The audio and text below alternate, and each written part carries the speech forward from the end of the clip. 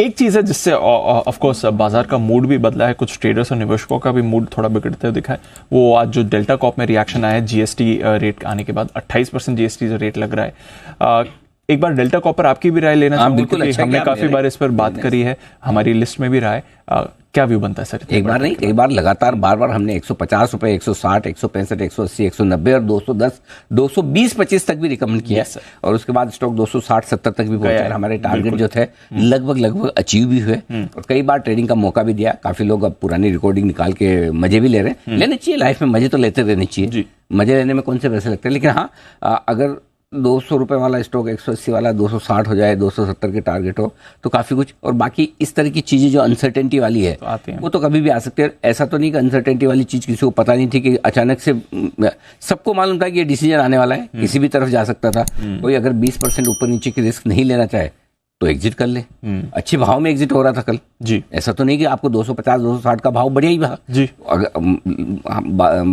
जो साल भर का हाईएस्ट लेवल के आसपास है तो ऐसा भी नहीं कि आप साल भर में खरीदे तो नुकसान में हो। इन एनी केस वो तो सब अपना अपना व्यू है।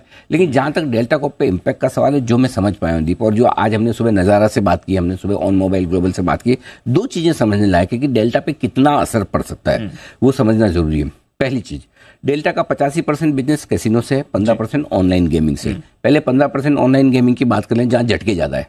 अच्छा, क्योंकि ऑनलाइन गेमिंग में क्या है, अगर आप पैसे लगा रहे हो, ठीक है, करेक्ट, तो जैसे आपने पैसे लगाए पूरा 28% जीएसटी कट गया, तो उतना कट के ही आपका पैसा लगना है, राइट। आप 100 रुपए लगा रहे हो तो वो आपके पैसे 78 रुपए लगेंगे 1.28 के हिसाब से, यानी कि आपके 22 रुपए कम लगेंगे। आप उतनी बेटिंग ही कम करें।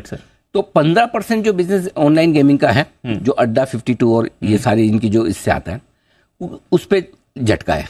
ओके, ठीक है। लेकिन एज ऑफ नाउ ये 15% रेवेन्यू जो आ रहा है डेल्टा का, वो सिर्फ टॉप लाइन में है, बॉटम लाइन में जीरो है। क्योंकि ये बिजनेस सिर्फ ब्रेक इवन पर चल रहा है, प्रॉफिट कर ही नहीं रहा। राइट। तो न प्रॉफिट कर रहा है न नुकसान कर रहा है। सो इसलिए डेल्टा के प्रॉफिट पे उसका फर्क नहीं पड़ेगा। लेकिन नेचुरली उसका क्या फर्क पड़ेगा, एक, वो बिजनेस उठने में अब वक्त लगेगा। दो, अड्डा 52 का आईपीओ जो लाने की तैयारी डेल्टा की थी, अब वो ठंडे बस्ते में गई। आएगा नहीं आएगा, कब आएगा पता नहीं। तो ये 15% है। लेकिन रेवेन्यू पे, प्रॉफिट पे इम्पैक्ट लिमिटेड है। अब आइए 85% बिजनेस जो कैसीनो का है, ठीक है। जहां पर क्या था, पहले क्या था कि कैसीनो में आप गए 100 रुपए के आपने खरीदे जी चिप्स, ठीक है। उसमें से जितनी कमाई डेल्टा की है, जितना कमीशन से 10 रुपए उन्होंने लिया, तो 10 रुपए पे आपको जीएसटी भरना है। अच्छा, करेक्ट। अभी बदला क्या है, 100 रुपए की चिप्स मैंने जाके खरीदी, 100 के 100 रुपए पे 28% दे दो, ठीक है, स्ट्रेट अप दे दो। हाँ, अब स्ट्रेट आपके लग गया, आप कितना खेले क्या खेले वो नहीं। सो अब इसमें 2-3 चीजें अभी क्लैरिटी आना बाकी। फॉर एग्जांपल, मैंने 100 रुपए की चिप्स खरीदी, मैंने 50 ही खेले, 50 वापस रिटर्न करूं तो क्या उस पर जीएसटी रिफंड होगा? नहीं होगा, करेक्ट। अगर नेचुरली अगर मैंने चिप्स यूज नहीं की तो मिलना ही चाहिए। 100 रुपए की मैंने चिप्स खरीदी, 1000 जीत लिए मैंने, तो क्या बाकी 900 पे भी मुझे और जीएसटी देना नहीं देना? कायदे से जिस हिसाब से तो अगर चिप्स खरीदने पे आप लगा रहे तो नहीं देना होगा। अब तीसरा सवाल है कि क्या डेल्टा वाकई में पास ऑन कर पाएगा। तो दो चीजें हैं, एक कस्टमर इसे ले सकता है या नहीं, और दूसरा कंपनी की कैपेसिटी है कि नहीं कस्टमर को देने की। तो डेल्टा ने 5 करोड़ के लाइसेंस के साथ शुरुआत की थी, आज 3 लाइसेंस इनके पास है। जो 5 करोड़ का लाइसेंस आज 30 करोड़ दे रहे हैं, 90-100 करोड़ लाइसेंस में खर्च कर रहे हैं, फिर भी डेल्टा प्रॉफिटेबल है, राइट। पहले टैक्स, एंटरटेनमेंट टैक्स जो 15% लगता था उससे 28% हो गया, उसके बावजूद है। सो आई थिंक काफी हद तक डेल्टा पास ऑन कर पाएगा। अच्छा, कर पाएगा। देखो, जिसको जाके खेलना है वो खेलेंगे, हाँ, है ना। आशु जी को मैं अभी पूछ लूंगा। हाँ। लेकिन पॉइंट ये है कि काफी हद तक पास ऑन कर पाएगा, नो डाउट। थोड़ा बिजनेस पर असर पड़ेगा। फॉर एग्जाम्पल, अगर जैसे मुझे लगता है कि समझो जैसे मैंने 100 रुपए की चिप्स खरीदी और 50 वापस दिए, उसमें मेरा जीएसटी रिफंड हो गया, तब तो ठीक। अगर नहीं हुआ तो मैं क्या करूंगा, भाई साहब ये लो 100 रुपए, जैसे जैसे मैं बोलता जाऊँ चिप्स देते जाना, है ना। मेरा 50 खत्म हो गया, अब 25 की और दे दो, बार बार लूंगा, एक बार नहीं लूंगा, ताकि रिटर्न देने का झंझट ना हो। तो लेकिन क्या होता है, एक बार आप एक सारी लेके आके बैठ जाते हो तो करते रहते हो। बार बार लेने में थोड़ा फिर साइकोलॉजी में थोड़ा कम हो जाता है खेलना। तो थोड़ा साइकोलॉजिकल इफेक्ट आएगा इस पे, बिजनेस पे, लेकिन शायद उतना ना आए जितना बाजार डर रहा है। क्योंकि डेल्टा अल्टीमेटली, डेल्टा के ये ट्रैक रिकॉर्ड रहा है। अब वो पास ऑन करने में, कस्टमर का माइंडसेट बनाने में 3 महीने लगता है, 6 महीने लगता है, 1 साल 2 साल लगता है। ये डेल्टा का मैनेजमेंट ज्यादा अच्छे से जानता है उनके बिजनेस को, मैं नहीं जानता, राइट। लेकिन अल्टीमेटली वो पास ऑन करेंगे जरूर। तो थोड़े समय के लिए आपकी स्टोरी स्लो हुई है, खत्म नहीं हुई, बंद नहीं। ऐसा नहीं कल को कैसीनो पे ताला लग जाएगा। अच्छा, वो कुछ नहीं हो रहा। अल्टीमेटली जो कैसीनो खेल रहा है उसके लिए कैसीनो खेलना महंगा हो गया। यही हुआ है। ये हुआ, राइट। कंपेयर टू जो क्रिकेट वाली ये सारी आपकी फैंटेसी लीग्स वगैरह जो है, उसमें क्या है, उसमें आपको क्योंकि आप वहां पे पैसा जैसे ही लगाते हो आपको सारे पैसे पे जीएसटी दे देना है, यहाँ पे चिप्स पे सारा दे देना है, राइट। वहां पे वापस कुछ नहीं आता, प्राइस आता तो आता है, वहां पे भी जो प्राइस आएगा प्राइस पे कुछ नहीं देना जी। और यहाँ पर भी आपने चिप्स खरीदी, चिप्स पे जीते तो उस हिसाब से जीते, उस पर कुछ नहीं देना, लेकिन ज्यादातर चूंकि हम जानते हैं कि दोनों में हारते हैं, राइट। तो खाली रिटर्न वाले पे वहां तो रिटर्न वाला सवाल ही नहीं, अगर यहाँ मैंने चिप्स वापस दी तो उस पर मुझे जीएसटी रिफंड मिलेगा नहीं। कुछ एक सवाल है जो आगे पता हो, आगे पता चले। तो एक बार जरा मैं आगे बढ़े उससे पहले आशु जी तैयार है तो, और सारी इतनी बातचीत निकली है तो आशु जी से समझना चाहता हूँ। आशु जी तो चैनल चेक भी कई बार कर चुके हैं, तो आशु जी क्या लगता है आपको, डेल्टा के लिए क्या पास ऑन कर पाएंगे, वक्त लगेगा, कैसे क्या होगा, जरा समझाएं।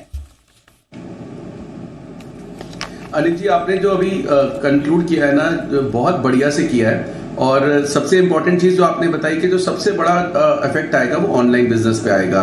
दूसरा अनिल जी, ये जो अब ये देखना पड़ेगा कि वहां पे जो भी आपने बोला कि कितने chips credit card debit card से लिए जा रहे हैं, कितने कैश से लिए जा रहे हैं, उसका ट्रीटमेंट कैसे हो रहा है। अनिल जी, ये सरकार ही है, देखो हर तरह से जो टैक्स पे मतलब इतनी मारामारी कर रही है, तो आप कहाँ छोड़ रहे हो अनिल जी इंडिविजुअल को। मतलब आप पहले 72 रुपए कर दोगे, 100 रुपए का जो खेले, उसके बाद अगर जो जीतेगा अनिल जी उस पर 30% टैक्स भी लग जाएगा, तो मतलब आदमी कहाँ जाएगा। और अनिल जी कोई सारे के सारे लूप होल्स क्या कहते हैं, जिसको हम टैक्स एफिशिएंसी कहते हैं, हर तरह से होती जा रही है। और end of the Anil ji, जब हर साल में 6 महीने में कभी ऐसी डिस्कशन होती है, कहता हूं कि मुझे एक डिफरेंस बता दो जो ऑनेस्ट टैक्स पेयर आप जैसे और मेरे जैसे को, जिसमें हम कुछ नहीं कर सकते, फॉर्म 16 के हिसाब से टैक्स कट जाता है, एक बेनिफिट हो मुझे और आपको जो बाकियों से हो।